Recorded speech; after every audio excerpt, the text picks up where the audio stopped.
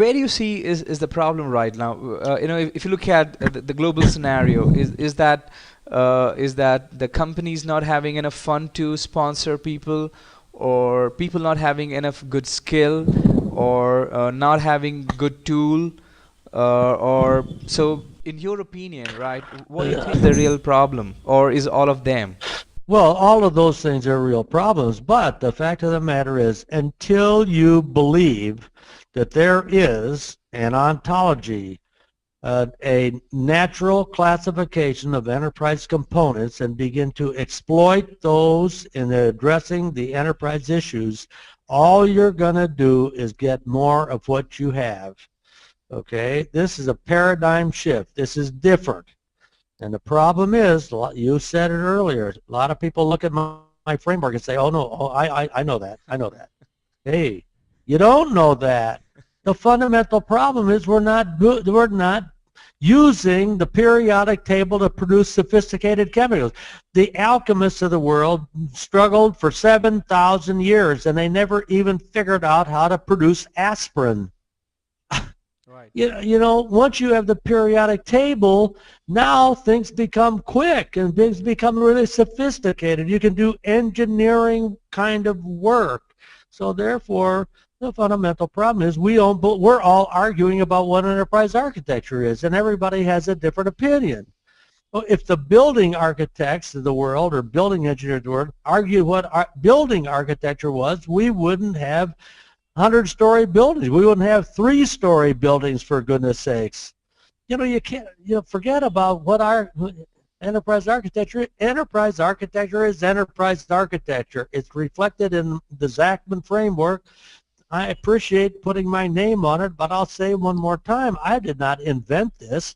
It is exactly the same architectural set of representations that are used for describing buildings and airplanes and locomotives and battleships and computers and X, Y, Z.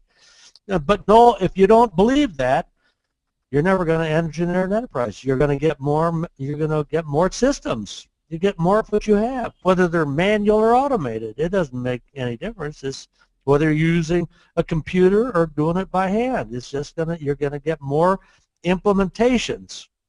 I mean, there's something good about implementations, but if you're not creating the architectural constructs, the single variable primitive models as an inventory from which you can dynamically create any implementation you want, you're gonna be in trouble. It's been interesting what you just said, and if I can take it further, you mentioned that which is very different than what I have heard from a lot of people, which is that enterprise architecture as a discipline which is evolving, in a discipline which is evolving as another discipline consisting of several best practices together.